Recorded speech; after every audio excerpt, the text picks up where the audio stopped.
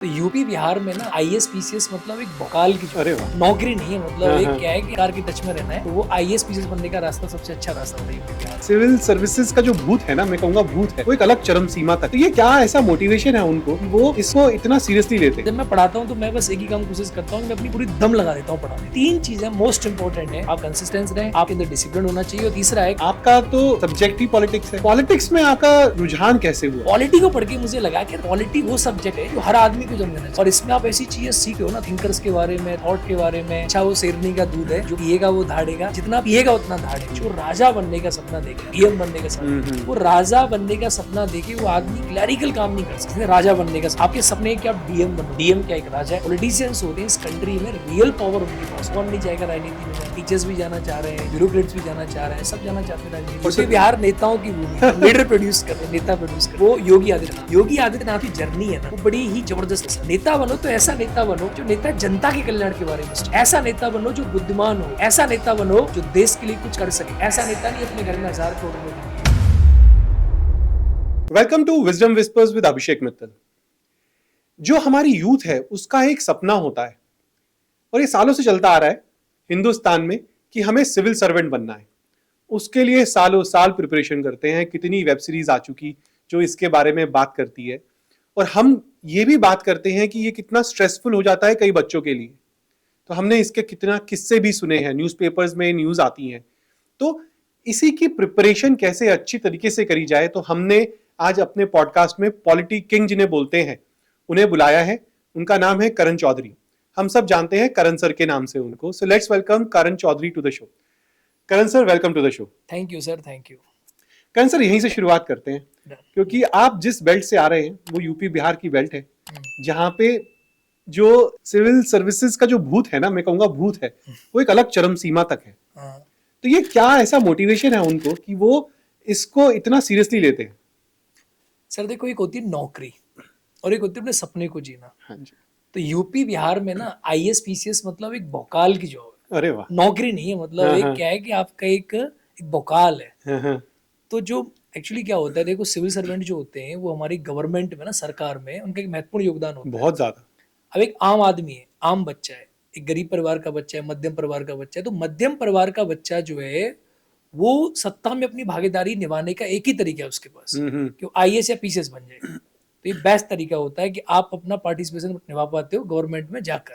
तो बच्चों का बचपन से सपना होता है कि भाई हमें ये वाली जिंदगी जीनी है, सरकार के टच में रहना है। तो वो आईएएस पीसीएस बनने का रास्ता सबसे अच्छा रास्ता होता है यूपी बिहार में। मतलब आपने जो बोला ना भोकाल है, तो ये बहुत अच्छा अच्छा है। अच्छा, ये पॉलिटिक्स, आपका तो सब्जेक्ट ही पॉलिटिक्स है। आपने मतलब कह रहे हैं ना कि एक सिविल सर्वेंट है और एक उनका सब्जेक्ट ही पॉलिटिक्स है, जहां पे उनकी मतलब स्पेशलाइजेशन है। तो ये पॉलिटिक्स में आपका रुझान कैसे हुआ? सर देखो, मैं जब पढ़ाई कर रहा था तो मेरा एक ड्रीम था कि मैं इंडियन आर्म फोर्सेस को ज्वाइन करूं। मेरी पूरी फैमिली आर्म फोर्सेस में है। अरे वाह।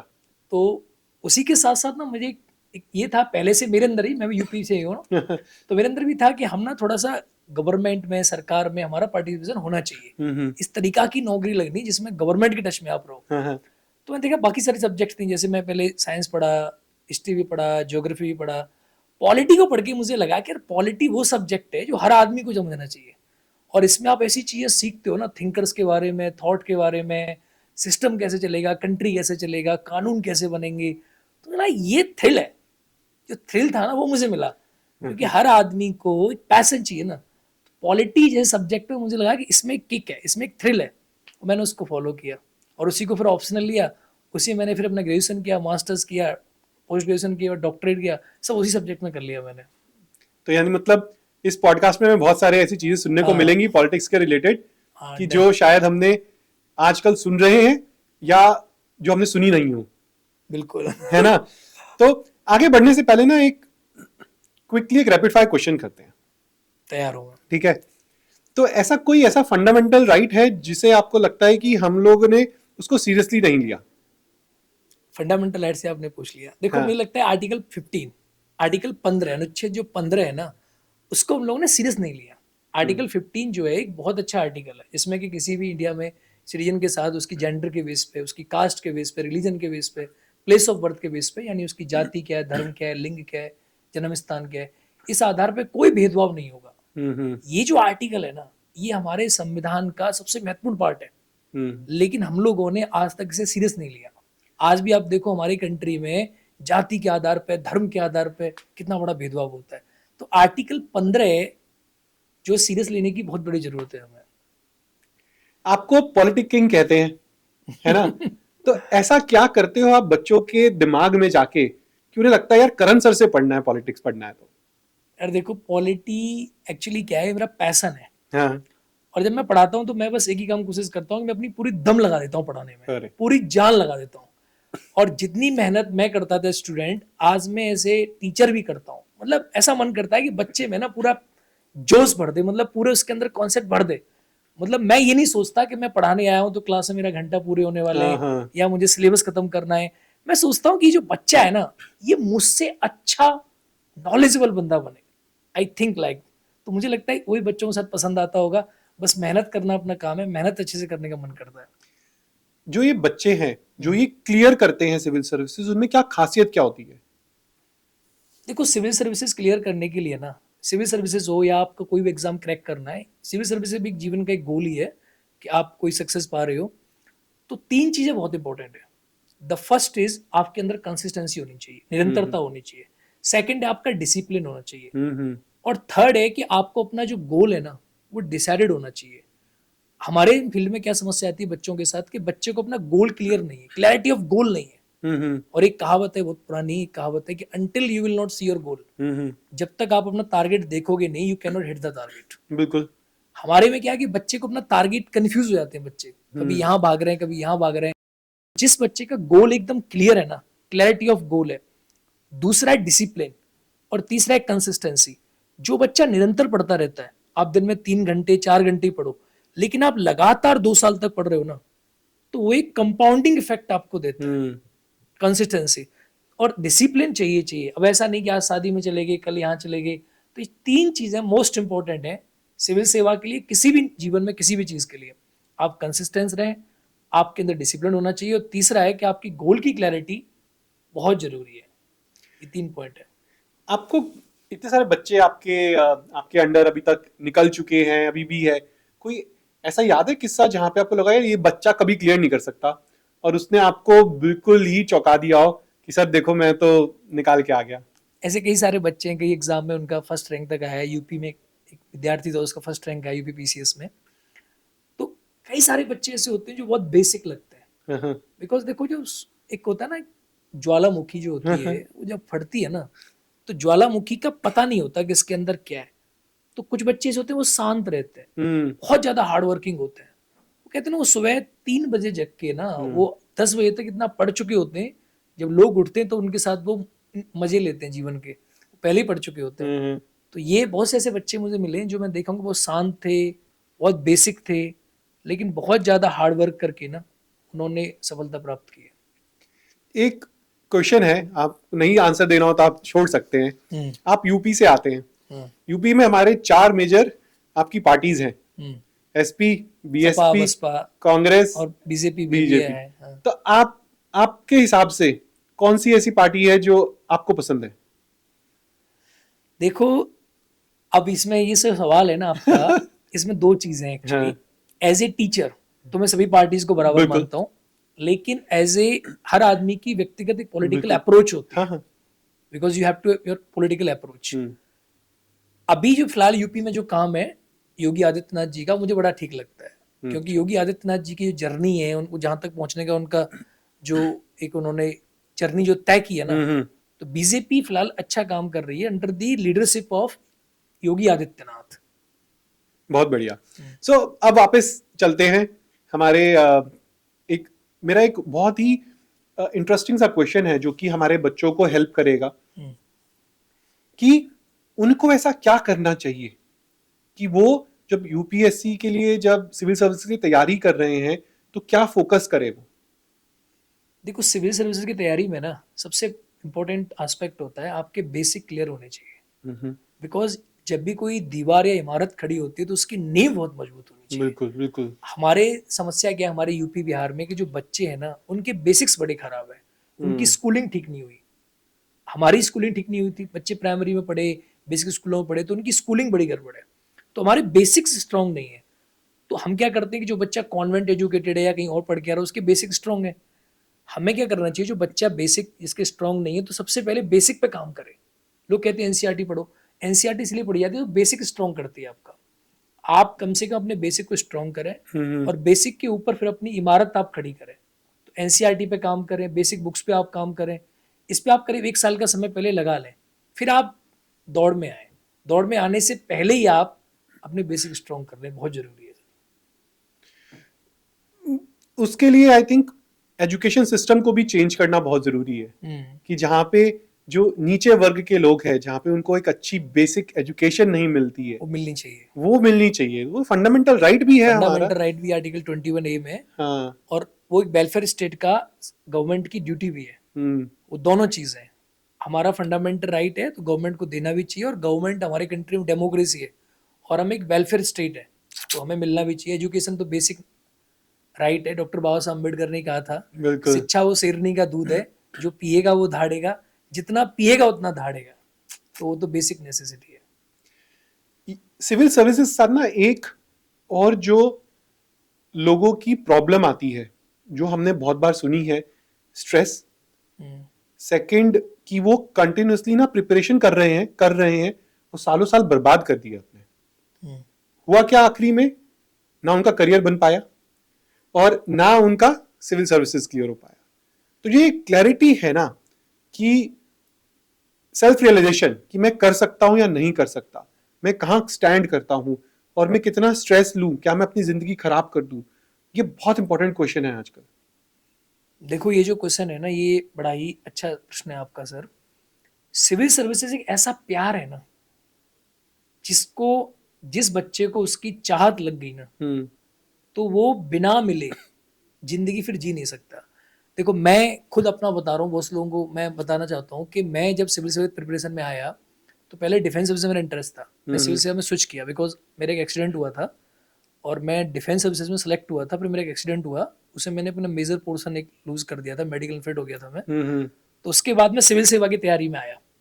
जब तैयारी में आया तो मैंने देखा ये ऐसा जुनून, ऐसा एक प्यार है कि इसमें आपको हमेशा एक माया है।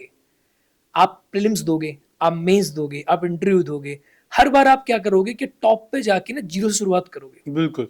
हर बार आपको लगेगा मेरा प्रीलिम्स इस बार होगा, पहली बार में नहीं हुआ तो नेक्स्ट ईयर आप सोचो इस बार हो जाएगा, अगली बार प्रीलिम्स हो गया, अगली बार में आपका मेंस नहीं हुआ तो नेक्स्ट ईयर आपको लगेगा इस बार मेरा मेंस हो जाएगा, प्रीलिम तो रह आपके जाता है। 3 साल चलेंगे।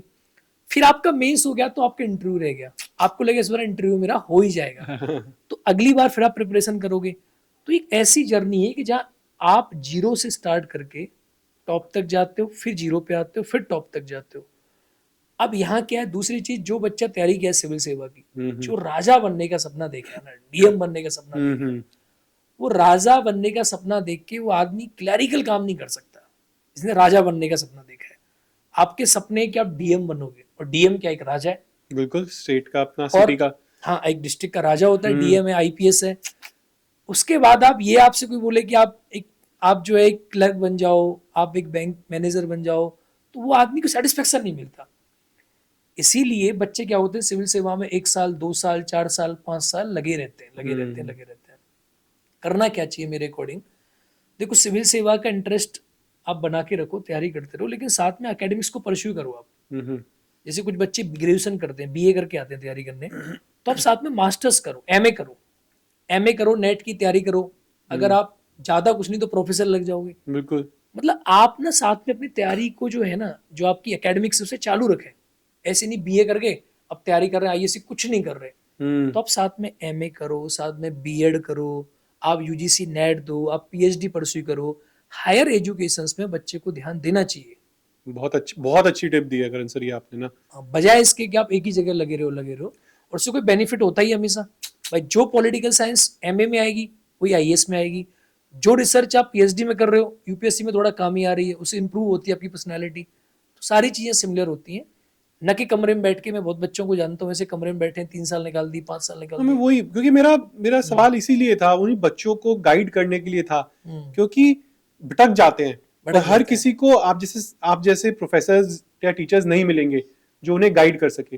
क्योंकि बहुत सारे बच्चे तो पहुंचते भी नहीं आप लोगों तक, वो तो आप लोगों की वीडियोस देखकर ही सीख रहे हैं और पढ़ रहे हैं, तो उनके लिए बहुत जरूरी है ये नहीं पता तो ये मैं होना। एकदम सभी ऑडियंस को बताना चाहूंगा कि जो बच्चे तैयारी कर रहे हैं सिविल सेवा की, वो अपनी एकेडमिक्स को, अपनी जो जो आप पढ़ाई कर रहे हो बीए के बाद एमए या बीएड या पीएचडी एलएलबी, उसको आप साथ में जरूर करें। अपनी पढ़ाई को कभी स्टॉप नहीं करना है, रोकना कभी नहीं है। ये बहुत गलत हो जाएगा अगर पढ़ाई आपने रोक दी तो। हाँ, नहीं, उसे आप साथ में करते रहो, उससे आपके फ्यूचर में नई डायमेंशंस ओपन होंगी, वो बड़ा अच्छा रहता है लोगों के लिए। नहीं नहीं, बिल्कुल बिल्कुल, और मेरे आजकल ख्याल तो लेटरल एंट्री चल गई है, हाँ स्किल्ड लोगों को आजकल तो ऐसी सरकार ले रही है। हाँ बिल्कुल, और क्या, बहुत सारे अपॉर्चुनिटीज हैं अब, बहुत सारी बहुत अपॉर्चुनिटी सारी अपॉर्चुनिटीज है, सिविल सर्विसेज में भी इतनी सारी अपॉर्चुनिटीज है, है, कोई अब लिमिटेशन नहीं है वहां पे भी।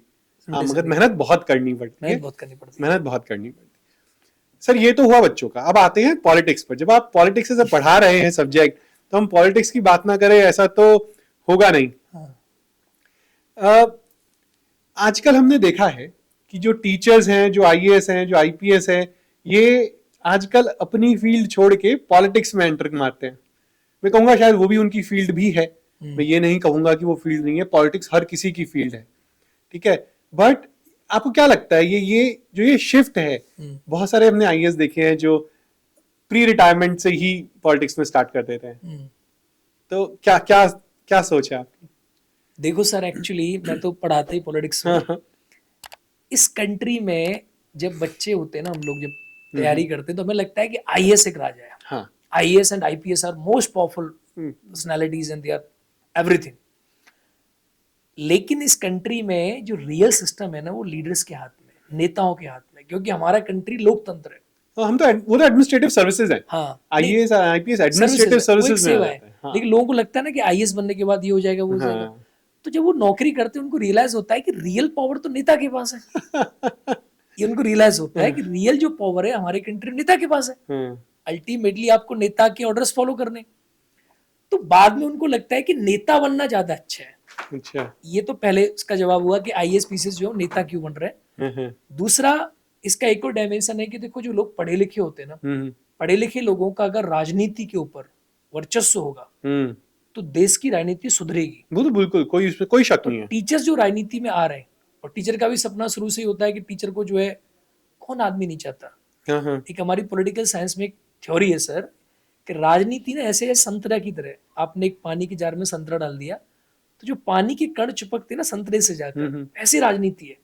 संतरा में जैसे पानी है ना, पानी जनता है, अब संतरा जो है वही राजनीति है, वही सत्ता है, वही पावर है। सब लोग उससे चिपकना चाहते हैं आकर। तो राजनीति जो है, जो पॉलिटिशियंस होते हैं इस कंट्री में, रियल पावर उनके पास होती है। तो कौन नहीं चाहेगा राजनीति में जाना? टीचर्स भी जाना चाह रहे हैं, ब्यूरोक्रेट्स भी जाना चाह रहे हैं, सब जाना चाहते हैं राजनीति में। और मैं तो कहता हूँ कि फ्यूचर में बच्चों को भी, जो विद्यार्थी तैयारी कर रहे हैं, इस देश को कौन चलाएगा सर? बिल्कुल। जो बच्चा तैयारी कर रहा है आईएएस पीसीएस की, वही देश चलाएगा। या तो वो अधिकारी बन के देश चलाएगा, या वो नेता बन के देश चलाएगा। अल्टीमेटली देश तो वही चलाएंगे ना। तो ये तो अपॉर्चुनिटी है, और आगे चल के अब तो लोकसभा की सीट बढ़ने वाली है, नई अपॉर्चुनिटीज ओपन होंगी।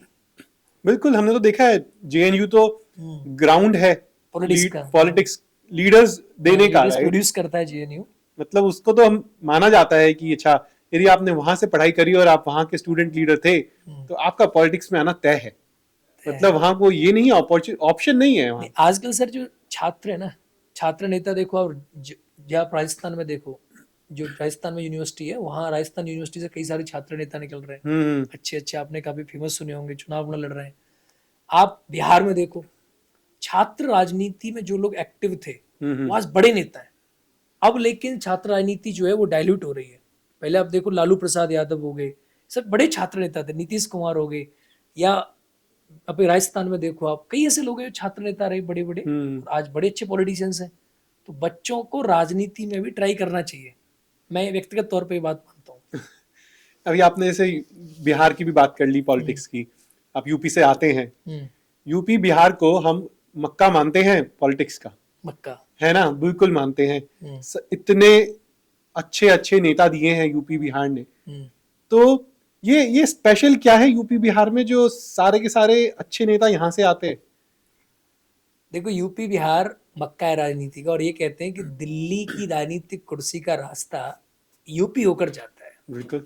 उसका एक कारण है कि एक तो यूपी में लोकसभा की सीटों की संख्या, उत्तर प्रदेश में लोकसभा की 80 सीटें हैं 80 सीट।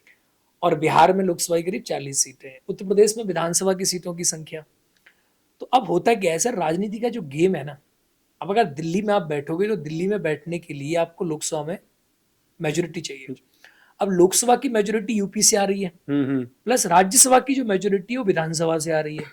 अगर विधानसभा में आपके ज्यादा विधायक हैं तो राज्यसभा में आपके पास पावर होगी, वहां आपके पास मेजोरिटी होगी, और लोकसभा में ज्यादा सांसद हैं तो आपके पास मेजोरिटी होगी। अभी आप देखो गवर्नमेंट जो है 1 नेशन 1 इलेक्शन में 2/3 की मेजोरिटी चाहिए, तो लोकसभा में ज्यादा एमपी है मिल जाएगी। अगर राज्यों में सरकारें एमएलए ज्यादा नहीं हुए तो वहां लटक जाती है सरकार। तो यूपी बिहार में संख्या बहुत है और जहां की जनता ज्यादा वहां का राजा बड़ा होता है। तो जनता जितनी ज्यादा राजा उतना बड़ा। तो यूपी बिहार में जनता ज्यादा है, लोकसभा विधानसभा की सीटें ज्यादा है, तो ऑब्वियसली बात है कि दिल्ली की राजनीति को घुमा देती है यूपी बिहार। बड़े बड़े नेता हुए यूपी बिहार से, चौधरी चरण सिंह को देखो आप, अब वर्तमान में आप देख लीजिए योगी आदित्यनाथ जी का बड़ा चेहरा है, बहुत बड़ा चेहरा है, बड़ा चेहरा योगी आदित्यनाथ। राजनाथ सिंह देखिए आप, एक बड़ा चेहरा यूपी से। बिहार में आप देखिए, बिहार को तो आप देख ही रहे हो कि बिहार से दिल्ली की राजनीति घूम रही है बिहार से। हाँ, तो शुरू से ही है उसका, तो बिहार का तो चलता ही ऐसा है। अभी और आप यूपी बिहार की, मैं कहता हूँ यूपी बिहार का जो डीएनए है ना, उस डीएनए में राजनीति है। वो तो है, उसमें तो कोई शक की बात नहीं है। वहां तो राजनीति है। बच्चा बच्चा राजनीति की बातें करता है। यदि आप किसी भी नुक्कड़ पे खड़े हो जाओगे, पॉलिटिक्स की बात हो रही होगी, और कुछ नहीं होता वहां पे, पॉलिटिक्स की बात होती है। यूपी बिहार में आप चाय वाले से बात करो, हाँ, सब वो सब बता देगा, सरकारी बस में बैठ जाओ, और वो ऐसे बात करते हैं जैसे नीतीश तो उनके घर में आते हो। आप यदि उनसे बात करोगे ना तो हाँ हाँ नीतीश भाई तो ऐसा कर रहे हैं, वो तो ऐसा कर रहे हैं। क्या है ना, यूपी को अगर आप वैसे भी देखोगे ना ज्योग्राफिकल एरिया से, तो दिल्ली से आप जैसे ही आगे बढ़ोगे ना, जैसे ये जाट बेल्ट है उसमें रालोद का पहले से वो रहा है, थोड़ा सा आगे बढ़ोगे तो मुलायम सिंह यादव का एरिया पड़ जाता है, इटाई टाबा मैनपुरी, वो पूरा वहां तक चलता है, लखनऊ तक का जो एरिया है, और वहाँ कई सारे लीडर्स हैं। तो यूपी में वैसे भी ना ज्योग्राफिकली काफी ज्यादा लीडर्स ने अपनी पकड़ बना रखी है, हर क्षेत्र का अलग नेता है एक। यूपी बड़ी रिच है नेताओं के बारे में, बहुत। यूपी बिहार नेताओं की भूमि है, लीडर प्रोड्यूस करते हैं, नेता प्रोड्यूस करते हैं। शक नहीं है उसमें, कहीं कहीं कोई शक नहीं है। हमने देखे हैं, हमारे राजनाथ सिंह जी हैं, तो हम सब उनको कितना पसंद करते हैं, उनका काम, कभी हमने उनके बारे में बुरा नहीं सुनते हैं, है ना। आपने एक बहुत अच्छी अभी लेटेस्ट टॉपिक टच किया कि 1 नेशन 1 इलेक्शन का, राइट। तो अभी इस पे हमने देखा कि आज ही, अब मुझे पता नहीं ये पॉडकास्ट कब रिलीज होगा, बट आज ही जेपीसी फॉर्म करी है, parliament, joint parliamentary committee, joint parliamentary committee. तो इससे होगा क्या अब, और इसका फायदा क्या है? देखो सर, एक्चुअली क्या है, जो लोग पॉलिटिक्स जानते हैं वो समझ लेंगे इस बात को। कोई भी जो बिल आता है ना, उस बिल को 3 स्टेज से गुजरना होता है, और ये जो बिल आया है ना, ये जो हमारा 1 इलेक्शन 1 नेशन वाला जो बिल आया है, 129वां कॉन्स्टिट्यूशन अमेंडमेंट बिल है, यानी संविधान का संशोधन होगा इसके माध्यम से, और अगर हो जाएगा तो फिर ये एक्ट बनेगा। जब बिल कहीं प्रोड्यूस होता है, बिल जब भी कोई आता है, तो संविधान का संशोधन जो है ना, वो उसके 2 मेथड होते हैं। एक होता है, देखो संविधान एक बड़ी चीज है, मैं आपको कॉमन भाषा में समझाता हूँ, संविधान एक बड़ी चीज है, बहुत बड़ी चीज है। अगर संविधान को कोई बदल देगा, देश बदल देगा। तो संविधान को बदलने के लिए, संशोधन करने के लिए अमेंडमेंट, क्योंकि संविधान फिक्स नहीं है, बिल्कुल, संविधान एक मूवेबल डॉक्यूमेंट है, और होना भी चाहिए विद टाइम। हाँ, आपको अपना चेंज भी करना चाहिए। तो कानून स्थिर नहीं हो सकता ना, कानून बदलते रहते हैं समय काल परिस्थिति अनुसार। तो संविधान को बदलने के लिए आपको क्या चाहिए, आपको मेजोरिटी चाहिए, 2/3 की मेजोरिटी चाहिए, 2/3 मेजोरिटी प्रेजेंट इन वोटिंग की संसद में। एक दूसरा तरीका यह है कि 2/3 की मेजोरिटी चाहिए संसद में, प्लस आधे से अधिक राज्यों का समर्थन भी चाहिए आपको, ये बड़ी वाली चीज के लिए हो जाएगा। तो जो 1 नेशन 1 इलेक्शन बड़ी वाली चीज है, इसमें हमारे कंट्री का फेडरल स्ट्रक्चर जो है उस पर इम्पैक्ट आ रहा है। भाई आप राज्यों को पकड़ रहे हो, तो 3 स्टेज होती हैं। अब बिल प्रेजेंट हो गया, अब इस बिल पर डिस्कशन होता है कि भाई क्या खराब है, क्या अच्छा है। तो जनरली क्या करती हैं सरकारें कि जब कोई ऐसा बिल है जो बहुत महत्वपूर्ण हो, उसे कमेटी के पास भेज देते हैं। तो जेपीसी क्या है, जॉइंट पार्लियामेंट्री कमेटी है, उसमें लोकसभा के मेंबर होते हैं 21, राज्यसभा के होते हैं 10, तो 31 मेंबर्स होते हैं जेपीसी के अंदर। अब जेपीसी क्या करेगी, दोनों सदन के मेंबर आगे वो डिस्कस करेंगे बिल में क्या अच्छा है, बिल में क्या खराब है, क्या अमेंडमेंट हो सकते हैं, क्या सुधार होंगे, कैसे होंगे, तब जाके बिल जो है रिफाइन होकर निकल कर आएगा। फिर वो वोटिंग के लिए जाएगा। हम्म, तो एक तरीका होता है, डेमोक्रेटिक तरीका है। हम्म, और जब भी हमारी कंट्रियों के कानून बनता है तो सरकारों को ये फॉलो करना चाहिए कि कमेटी अपना निर्णय ले, बातचीत करे। तो जेपीसी यही है। तो ये अब हमने समझ लिया कि जेपीसी चाहिए हमें, है ना, हम इसको लॉ बनाएंगे यदि हमारा पास होता है तो। बट ये वन नेशन वन इलेक्शन जहां पे इतना हंगामा चल रहा है, ये है क्या चीज? सर देखो, वन नेशन वन इलेक्शन का मतलब है कि एक देश, एक राष्ट्र, एक चुनाव, यानी पूरे कंट्री में एक ही चुनाव हो। लोकसभा का भी और हाँ, मैं आपको बताऊं, हमारी कंट्री में 3 स्टेज में चुनाव होते हैं। एक तो लोकसभा का होता है सेंटर में, राज्यों में विधानसभा का चुनाव होता है, बिल्कुल, स्टेट लेजिस्लेचर का, और फिर पंचायत का इलेक्शन है जिसे बोलते हैं लोकल बॉडीज हाँ इलेक्शन। जी, अब 3 स्तर का जो चुनाव है उसको एक बार में आप कंडक्ट कराओ, ये है वन नेशन वन इलेक्शन, यानी एक ही बार में सारा चुनाव हो जाएगा। अब वन नेशन वन इलेक्शन का जो बिल आया है 129वां, इसके पहले पार्ट में डिस्कस है कि लोकसभा और विधानसभा का जो चुनाव है एक बार में हो जाए, यानी जो चुनाव हो ना वो एक ही बार में हो जाए। अब आप देखते हो बार बार कहीं महाराष्ट्र में चुनाव हो रहा है, बिहार में चुनाव हो रहा है, कभी राजस्थान में चुनाव हो रहा है, कभी यूपी में चुनाव हो रहा है, कभी दिल्ली में चुनाव हो रहा है, ये ना हो, एक ही बार में पूरा चुनाव हो जाए। और लोग कह रहे हैं कि तो अच्छी चीज भी है, सरकार कह रही से रिसोर्स बचेंगे, इतना पैसा खर्च होता है। आप देखो हमारे स्कूलों के टीचर्स पूरी साल चुनाव कराते हैं, कभी यहाँ बीएलओ की ड्यूटी, कभी यहाँ बीएलओ की ड्यूटी, इतना पैसा खर्च होता है। पैरामिलिट्री कभी यहाँ भाग रही है, कभी यहाँ भाग रही है। तो गवर्नमेंट कह रही है कि इससे रिसोर्सेज बचेंगे, इससे जो है हमारी कंट्री का जो पॉलिसीज मेकिंग जल्दी होगी, बार बार आचार संहिता लगती है वो नहीं लगेगी। अब विपक्ष का मानना ये है कि अगर आप एक साथ चुनाव करा दोगे तो एक साथ चुनाव कराने से दिक्कत पता आपको क्या होगी ग्राउंड लेवल पे? सबसे बड़ी प्रॉब्लम है कि जो वोटर है ना, लोगों का कहना है कि जो वोटर है उसको एक ही ऑप्शन मिलेगा कि भाई एक बार में चुनाव में वोट डाल दो तुम। तो वोटर के प्रति जो रिस्पॉन्सिबिलिटी है पॉलिटिकल पार्टी या गवर्नमेंट की, वो कम हो जाएगी, पहला पॉइंट। दूसरा पॉइंट क्या है कि जो पॉलिटिकल पार्टी नेशनल लेवल पर ज्यादा पावरफुल है, उसकी ज्यादा अप्रोच है, वो सारे वोट ले जाएगी। तो रीजनल पार्टी क्या करेंगी? भाई ये छोटे दल होते हैं, क्षेत्रीय पार्टी जैसे सपा है, उत्तर प्रदेश में सपा है, उत्तर प्रदेश में बसपा है, उत्तर प्रदेश में रालोद है, बिहार में जेडीयू है, ये सब पॉलिटिकल पार्टी क्या करेंगी? भाई एक नेशनल पार्टी सारे के सारे वोट ले जाएगी। तो कहीं ना कहीं इससे क्षेत्रीय जो राजनीति है, जो रीजनल पॉलिटिक्स है, उस पर इम्पैक्ट पड़ेगा।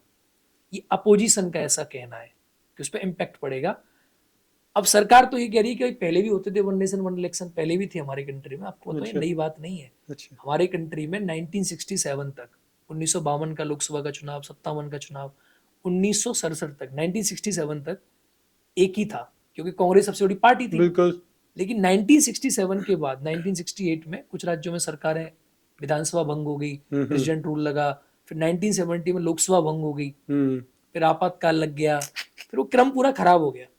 तो बीजेपी का कहना ये कि कांग्रेस के जमाने में तो था पहले ही, तो अब क्यों नहीं करने दे रहे? तो यही है वन नेशन, मतलब एक साथ, एक बार में एक साथ पूरा चुनाव, खेल खत्म। ये है वन नेशन वन इलेक्शन। अभी आपने दिल्ली की बात करी, इसी में आपने कहा कि हमने अभी बात भी करी थी कि दिल्ली का रास्ता जो है यूपी बिहार से होके आता है। हाँ।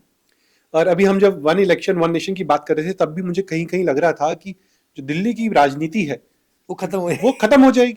हाँ। क्योंकि यहाँ तो अब देखिए पिछले 15 साल से आप है, नेशनल लेवल पे तो है नहीं, वो बहुत ही रीजनल लेवल पर है। नहीं तो लोगों का नारा भी तो था, लोगों का नारा था हाँ। कि केंद्र में मोदी और दिल्ली में अरविंद केजरीवाल। लोगों का नारा था एक्चुअली, पहले से लोग लगाते हैं इस बात को। तो और अब हम दिल्ली के इलेक्शन भी आने वाले हैं, तो केजरीवाल जी फिर बहुत ही सक्रिय हैं इस समय। तो आपको क्या लगता है जो अब फिर 15 साल बाद, 15 साल हो जाएंगे इनको राज करते हुए यहाँ दिल्ली में, तो क्या लगता है कि अब दिल्ली वाले कुछ अलग करने की सोचेंगे या अभी भी आपके हिसाब से जो आपकी रीडिंग क्या है? देखो ये तो राजनीति है, हाँ, कोर बिल्कुल, राजनीति, ये तो ऑन ग्राउंड पे ज्यादा वो होती है क्योंकि प्योर पॉलिटिकल चीज है। हाँ, लेकिन मुझे ऐसा लग रहा है कि आजकल हमारा जो वोटर है ना, हमारा जो युवा है सर, जो हमारी जनता है, वो काफी ज्यादा जागरूक हो रही है। आजकल लोग जो है वो वोट दे रहे हैं, आप कैसा एजुकेशन मॉडल दे रहे हो, डेवलपमेंट आपका डेवलपमेंट किस प्रकार का मॉडल है, आप एजुकेशन में क्या कर रहे हो। लोग आजकल वेलफेयर स्टेट की जो कॉन्सेप्ट है उनको वोट दे रहे हैं, सरकार हमारे लिए क्या कर रही है। आजकल लोग जो है इतने बेवकूफ नहीं रहे, मतलब लोगों को ये नहीं है कि आप उन्हें इमोशनल कर दोगे, ये कर दोगे, लोगों के अंदर ये चीज नहीं है। तो आजकल का जो युवा है ना, वो होना भी चाहिए आजकल का युवा जो है वो ऐसा नेता चाहता है जो उनकी उनकी विकास को लेकर दूरदर्शी हो। ऐसा नहीं कि आज बहुत कुछ खिला दिया कल कुछ नहीं मिल रहा है। हाँ, तो मुझे उम्मीद है कि जो भी लोग वोट करेंगे वो किसी भी लीडर की इस अप्रोच को टेस्ट करेंगे कि लीडर की दूरदर्शिता कितनी है, कितनी ज़्यादा उसकी दूरदर्शिता है, कितना ज़्यादा लीडर जो है वो ट्रांसपेरेंट है चीज़ों को लेकर। ये सब बातें लोग देखेंगे। मेरे स्माइल पता है क्यों है? हम्म केजरीवाल से ना एक और शब्द आता है निकल के, रेवड़ियां। हम्म जहां पे बात करते हैं हम, जहां जहां पे भी आप और कांग्रेस पहुंच जाती है आजकल, वो केवल रेवड़ियां बांटती है। और हम इतनी डिस्कशन कर चुके हैं, इसकी पार्लियामेंट तक में डिस्कशन हो जाती है कि ये रेवड़ी पॉलिटिक्स क्या है, और इससे तो देश बर्बाद कर देंगे। हम्म। तो अच्छा, पहले तो ये बता दीजिए रेवड़ी पॉलिटिक्स क्या है? देखो, जो रेवड़ी पॉलिटिक्स है ना, इसका बेसिक मीनिंग है कि आप लोगों को फ्री में चीज़ें प्रोवाइड कर दो। हम्म, अब ये जो कॉन्सेप्ट है ये बड़ा ही, देखो, एक होता है वेलफेयर स्टेट, हाँ, लोक कल्याणकारी राज्य। हमारा कंट्री वेलफेयर स्टेट है। हम लोगों का कल्याण करेंगे। हमारे डीपीएसपी में लिखा हुआ है कि हम लोगों का कल्याण करें। जो लोग गरीबी में हैं, लोग बुढ़ापे में, महिलाओं का कल्याण करें, बेरोजगार लोग हैं उनको एम्प्लॉयमेंट प्रोवाइड करें। अब क्या होता है कि लोग क्या करते हैं कि इस चीज का एक मॉडल बनाने की बजाय, हम्म, अगर आपको अनएम्प्लॉयमेंट दूर करना है तो आप मॉडल क्रिएट करो। हम्म, अगर आप चाहते हो गरीबी दूर होनी है, पॉवर्टी दूर होनी है, तो किसी आदमी को मैं डेली 100 रुपए दूं, इससे पॉवर्टी दूर होगी सर? नहीं नहीं, क्या मैं उसको 1000 रुपए महीने दूं तो पॉवर्टी दूर होगी? नहीं होगी, अनटिल अनलेस मैं उस व्यक्ति को स्किल्ड नहीं बनाऊंगा। तो वेलफेयर स्टेट का जो कॉन्सेप्ट है, लोग उसका मिसयूज कर रहे हैं। ये है फ्री की रेवड़ियां बांटना, कि आप किसी आदमी को 100 रुपए दे दो, 500 रुपए दे दो, 1000 रुपए दे दो, कि भाई ये ले लो, 5 किलो गेहूं ले लो। जिंदगी भर आप उसको दोगे क्या? कि जिंदगी भर उसे पैसे दोगे आप? हम्म, तो जो वेलफेयर स्टेट का जो कॉन्सेप्ट है, उसको नेगेटिव तरीका से लोग क्या कर रहे हैं, अपनी पॉलिटिक्स के लिए यूज कर रहे हैं। हम्म, बजाय कि आप एक सस्टेनेबल मॉडल बनाओ, कि लोग हमेशा जो है स्किल के बेस पर पैसे कमाते रहे, अनएम्प्लॉयमेंट खत्म हो, लोगों को अच्छी एजुकेशन दो, लोगों को स्किल दो, लोगों को आप मदद करो, लोगों को आप लोन प्रोवाइड करो। आप इस बात को जानते हैं, आज हमारे कंट्री में कोई भी युवा, अगर कोई अपना, बहुत से ऐसे बच्चे सुन रहे होंगे, हम्म, कोई युवा अगर कोई अपना रोजगार शुरू करना चाहता है, मैं कह रहा हूँ आप एक दुकान खोलना चाहते हो सर चाय की, हम्म, क्या आपको सरकार 1 लाख रुपए का लोन देगी? नहीं दे रही है सर। हम्म, कोई युवा अगर छोटा सा भी कोई काम करे, लोग कहते हैं कि भाई युवाओं को आप क्या करो, पकोड़े तला लो। क्या पकोड़े तलने के लिए पैसे नहीं चाहिए? चाहिए, बिल्कुल चाहिए। कौन देगा उसे पैसे? तो आप बजाय क्या कर रहे हो, आप उसे बोलो कि नहीं 1 किलो तेल ले जा, हाँ, अपने घर हाँ, में खाना बनवा ले। हाँ, बजाय उसके आप उसको 2-4 लाख रुपए का लोन दे दो, हम्म, वो अपने स्किल से सेटअप कर लेगा बिजनेस। तो ये फ्री की रेवड़ी है। रेवड़ी बांटो, बिजली फ्री, पानी फ्री, ये फ्री वो फ्री, और उसके बाद जो है लोगों को आदत डाल दो, और लोग जो है वो कैसे बन जाए, लोग आपके ऊपर डिपेंडेंट बन बिल्कुल जाए। बिल्कुल। यही कॉन्सेप्ट है फ्री की रेवड़ियां बांटना। था अच्छे के लिए लेकिन वेलफेयर स्टेट, लेकिन अब रहा नहीं है। इसके साथ एक और सवाल आता है, हमने रिसेंटली देखा, अभी इलेक्शन के रिजल्ट्स आए थे, तो ये ईवीएम को लेकर फिर शुरू हो जाते हैं। ये हर बार का कहानी हो गई है, जहां पे भी इलेक्शन होता है, जहां जीत जाओ वहां ईवीएम अच्छी है, जहां हार गए वहां पे ईवीएम का घोटाला है। ये, और मुझे तो लगता है कि हम इतनी बात इसके ऊपर बात कर चुके हैं कि एज अ गुड पॉलिटिशियन हम्म, मुझे बात ही नहीं करनी चाहिए इसके बारे में। हम्म, आप अपने ही कंट्री के एक प्रोसेस को गलत बता रहे हो बार बार। हाँ। प्रोसेस है ना आपका, डेमोक्रेसी के लिए एक प्रोसेस है, आप उसको हर बार गलत बता देते हो। और वो भी आपके फेवर में हो तो सही है, आपके फेवर में नहीं है तो गलत है। तो ये ईवीएम का झमेला क्या खत्म हो सकता है? सर देखो, इंडिया की पॉपुलेशन बढ़ रही है, हम्म, और बढ़ती पॉपुलेशन के अकॉर्डिंग हमें वोटर किस पॉलिटिकल पार्टी किस लीडर को पसंद कर रहे हैं, तो वोटर्स चॉइस के लिए टेक्नोलॉजीज आजकल इमर्ज हो रही हम्म, हैं। ईवीएम उसी का पार्ट है, बिल्कुल। और ईवीएम कई सारी कंट्रीज में है। तो ईवीएम से क्या है कि आप वोट डाल रहे हो, और उसमें क्या है कि ईवीएम की जो प्रक्रिया थी, जो शुरू हुई थी, उसमें और आज में काफी डिफरेंसेस हैं। आप देखो वीवीपीटी आ गया, उसमें आप वोट डालते हो तो आपको एक पेपर मिलता है बिल्कुल जिसमें दिखता आपको है। कि भाई कहाँ आपने वोट हाँ, डाली है। तो ईवीएम जो है वो इलेक्शन कमीशन काफी प्रयास कर रहा है कि उसमें ट्रांसपेरेंसी लेकर आए, बिकॉज एक वोटर को ट्रांसपेरेंसी चाहिए। हम्म, पॉलिटिकल पार्टी क्या करती है, पॉलिटिकल पार्टी अपने बेनिफिट के लिए, खुद के फायदे के लिए ऐसी चीजों पे सवाल उठाते हैं जिससे वोटर्स का विश्वास कमजोर हो। हम्म, और देखो इसका इम्पैक्ट पड़ रहा है सर। एक डेमोक्रेटिक कंट्री में, एक लोकतंत्र में सबसे जरूरी चीज होती है लोगों का वोट देना। बहुत जरूरी है। अगर हमारे कंट्री के युवा हैं, मैं आपके इस माध्यम से बताना चाह रहा हूँ, हमारे जो युवा हैं वो राजनीति में इंटरेस्ट बड़े कम ले रहे हैं सर। अब कम लेने से क्या होगा कि अगर लोग वोट नहीं डालने जाएंगे या लोग चुनाव में राजनीति में आएंगे नहीं, अल्टीमेटली कंट्री चलाएगा पॉलिटिशियन, लीडर, क्योंकि आप एक लोकतंत्र में रह रहे हो। अगर आप वोट नहीं डालोगे तो इसमें आपका नुकसान है, और अगर आप पॉलिटिकल प्रोसेस के पार्ट नहीं बनोगे तब भी आपका नुकसान है।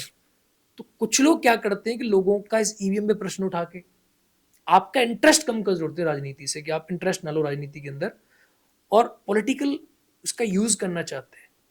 हालांकि मैं ये मानता हूं कि जिन लोगों को डाउट है, इलेक्शन कमीशन की ड्यूटी है ये कि उन्हें इस प्रोसेस को ट्रांसपेरेंट बनाना चाहिए, लोगों के डाउट दूर करने चाहिए, और युवाओं को इसमें ज्यादा इंटरेस्ट लेना चाहिए। बिकॉज युवा, देखो आप कितने पैसे वाले बन जाओ, आप इंजीनियर बन जाओ, डॉक्टर बन जाओ, फिलोसफर बन जाओ, प्रोफेसर बन जाओ, आईएएस बन जाओ, पीसीएस बन जाओ, अल्टीमेटली कंट्री कौन चलाएगा? इस देश को तो लोकतंत्र है, इस देश को लीडर ही चलाएंगे। तो अगर आप वोट नहीं दोगे तो कोई ऐसा लीडर बनेगा जो आपका सारा पैसा खराब कर देगा। तो इसमें क्या लोगों को इंटरेस्ट लेना चाहिए, इलेक्शन कमीशन को ट्रांसपेरेंसी बना के रखनी चाहिए ईवीएम वगैरह को लेकर, ये जरूरी चीज है।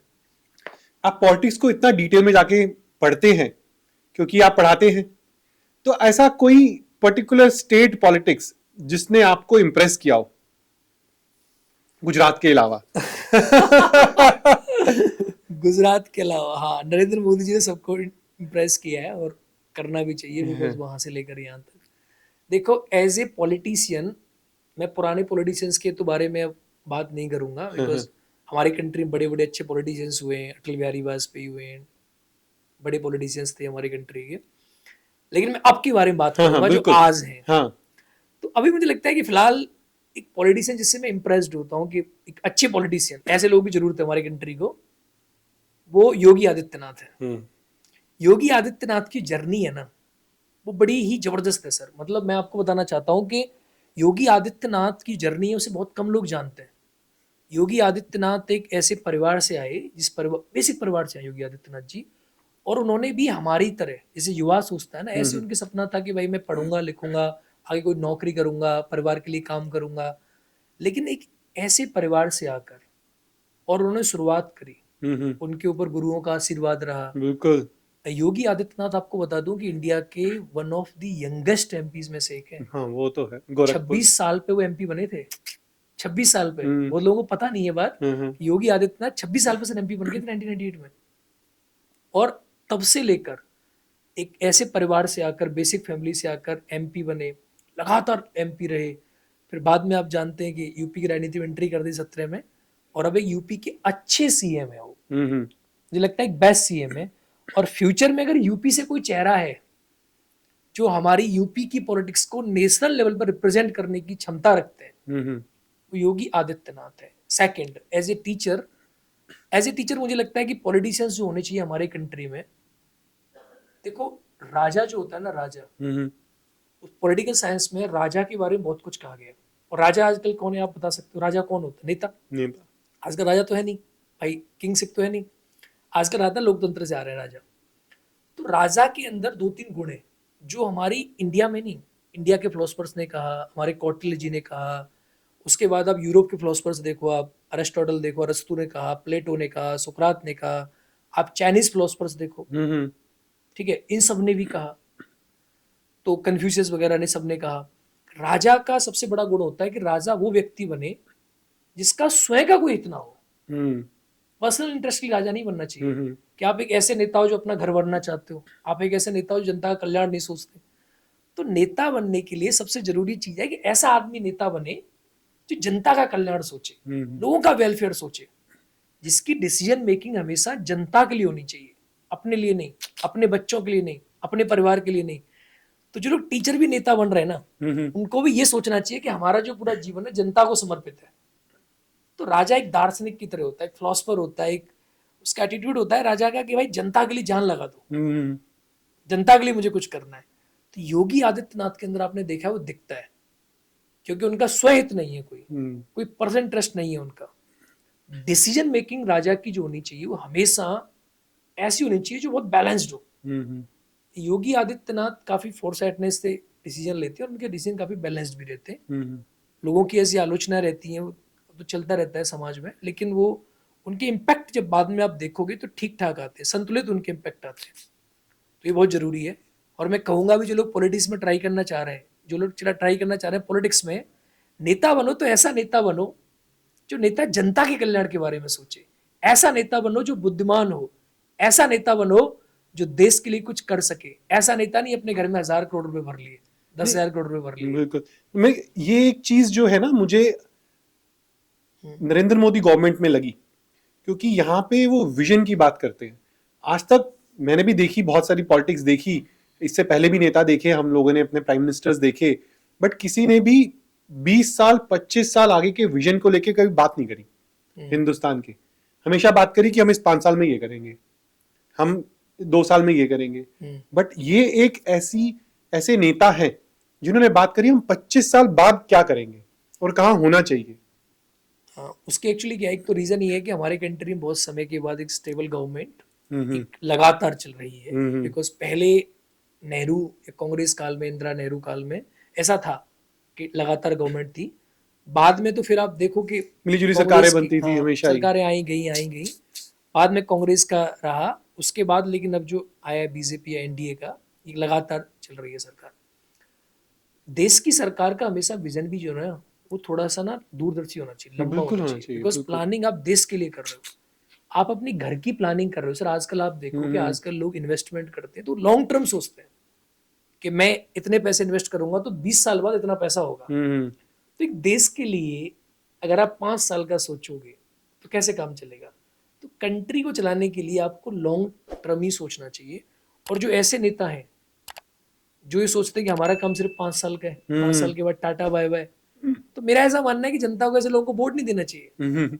आप अपने नेता को उसी को वोट दो जिस नेता से कम आप उसका विजन जानो कि भाई तुम कौन हो, क्या करना चाहते हो, तुम्हारा विजन क्या है जीवन को लेकर, समाज के लिए तुम क्या करना चाहते हो, समाज कल्याण कैसे करोगे। समाज कल्याण जो है, और मुझे लगता है कि गवर्नमेंट कर रही है। और आजकल जो लीडर्स आ रहे हैं सर, आजकल जो नए नेता आ रहे हैं, उनका भी विजन जो है काफी लंबा दूरदर्शी विजन। चाहे आप अखिलेश यादव को देख लो, इसके अलावा भी और जो नेता आ रहे हैं, राहुल गांधी भी गुड लीडर। राहुल गांधी जी को भी देखो आप, अच्छा उनके अंदर अभी अच्छा उनका सोशलाइजेशन अच्छा है, चीज़ों को पकड़ अच्छी है अभी। तो मुझे तो यही उम्मीद है, एज ए टीचर मैं यही सोच सकता हूँ कि best of luck for all leaders, और देश को अच्छे नेता मिले, बहुत जरूरी है। और आप भी अच्छे नेता बनो। करण सर, बहुत मजा आया। पॉलिटिक्स एक ऐसा टॉपिक है जहाँ पे अपने आप में एनर्जी आ जाती है। हाँ।